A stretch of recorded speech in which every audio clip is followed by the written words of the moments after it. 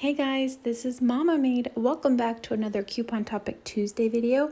I have a whole bunch of these that I will have linked in a playlist in the description box below. So definitely check that out if you're new to my channel. I'm also up for suggestions for new topics or questions you'd like for me to devote a whole video to.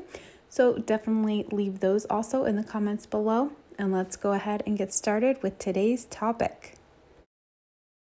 So today's topic is a little bit off topic from couponing, but couponers are huge on saving money. So this still kind of goes with our Coupon Topic Tuesday, and it is summertime, which is a huge vacation time. So today I'm going to talk to you about some money saving tips for vacation. When you guys saw me a little MIA, I did have some things going on planning for the vacation, and then we actually did go away on a vacation, and it was amazing. I cannot wait to go on another vacation. I told my husband, I don't care if I never get any more presents in my life. I just would love to plan a nice vacation at least every other year or something like that, because it truly was amazing and a refresher. So enough on that vacation. Let's go ahead and get into some tips that I have incorporated into our vacation to really make it money saving and so much fun. We can just enjoy the trip knowing it didn't cost an arm and a leg.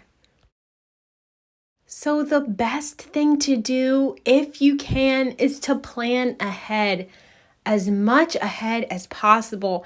Get in your mind, where do we want to go on our next vacation, and start researching, checking out places to stay, what to do, why are you even going to that location, what's there that you want to see, and plan ahead. Plan your travel ahead, your transportation when you get there. If you're flying, just really plan ahead. You can save a lot of money by scheduling those things early. A lot of those things give you the option to not actually pay until you get there. However, some places I found will give you a little bit of a discount if you pay early. It's like an early bird payment. Now, you do want to look into your cancellation options there if you're going to do a pay ahead. Sometimes you can save a significant amount of money by doing that. And sometimes it's, maybe $10. And what would you rather do? Pay $10 less and have that security, hey, we can cancel this if we want. So keep that in mind. But planning ahead, as early ahead as possible, is really a key way to save, because you have plenty of time to do your research ahead of time. I love planning, so this is right up my alley, planning ahead. It's so much fun for me. My husband really did none of the planning ahead. I would be like, oh, this would be fun. You want to do this? And he'd be like, yeah, or yay, let's do that. Yeah, go ahead. So I always ran it by him. I wasn't just, let's do this and I'm buying all this stuff. I always, just check with who you're going with, making sure they're going to want to do these things as well. But planning ahead is a key way to save a little extra. So this kind of depends on where you're going to go on vacation. If you're going to like a cabin and you're planning on just staying there and like hunting or something like that, or maybe going to a national park or a beach where it's actually free and you plan on just doing that free location type thing.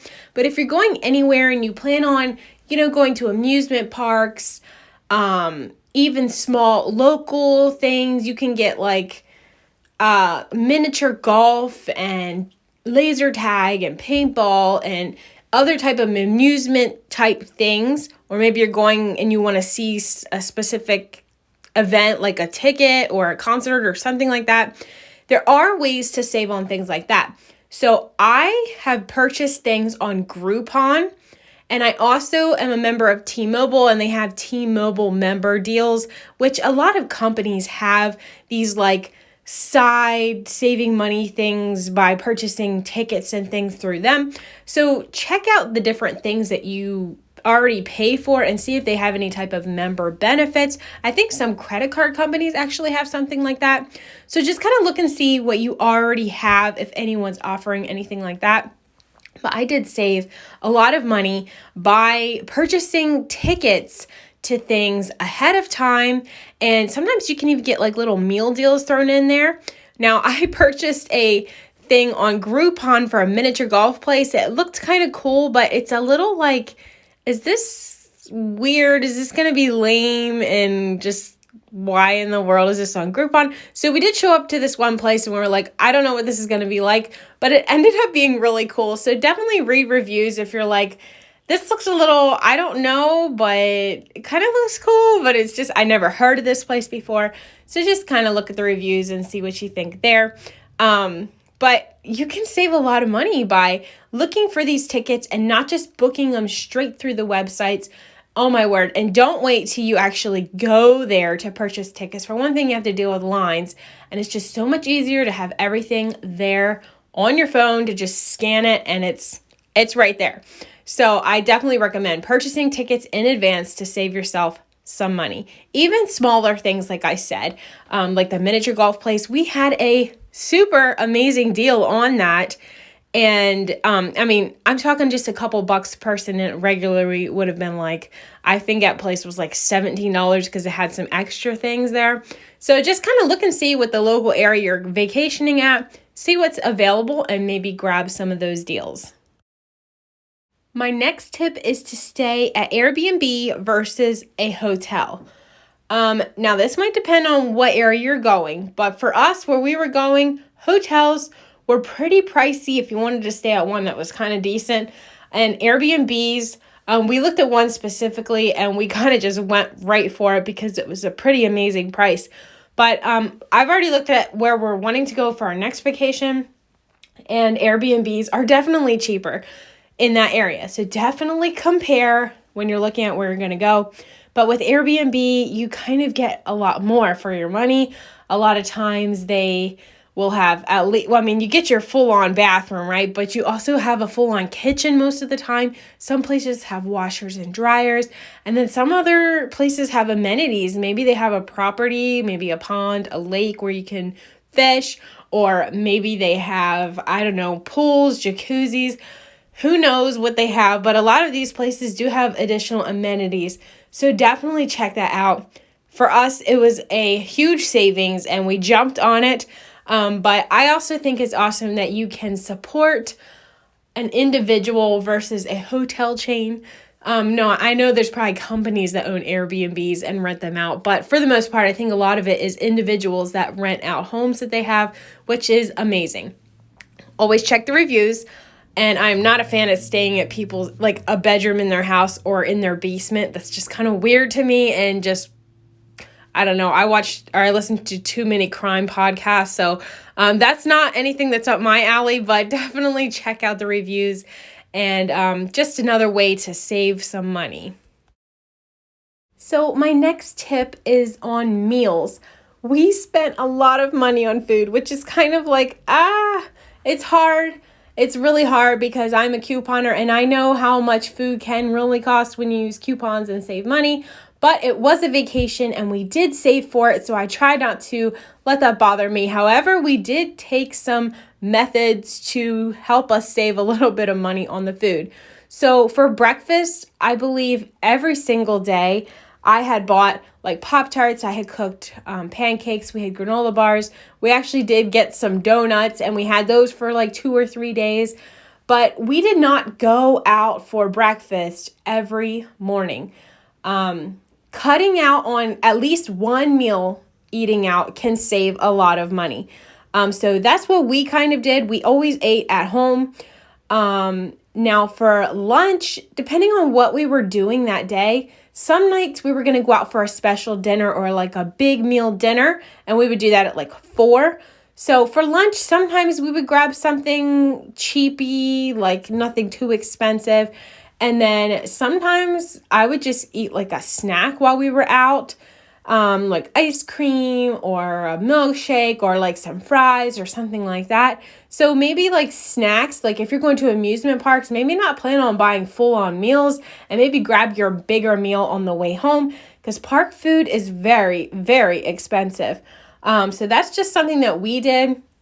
But just some ideas, maybe cut back, at least stay at your place. Maybe you're at a hotel and they have a continental breakfast. Make use of that. Guys, even if you go down there and just grab the fruits and packaged pastries or whatever and bring it back up to your room and just, eat that for snacks or something. You don't have to eat it right then, but take advantage of that if you do have that available to you. Another thing you can do as a couponer is maybe save up some of your Ibotta money or your Fetch money and turn that into a gift card that you can use on your vacation.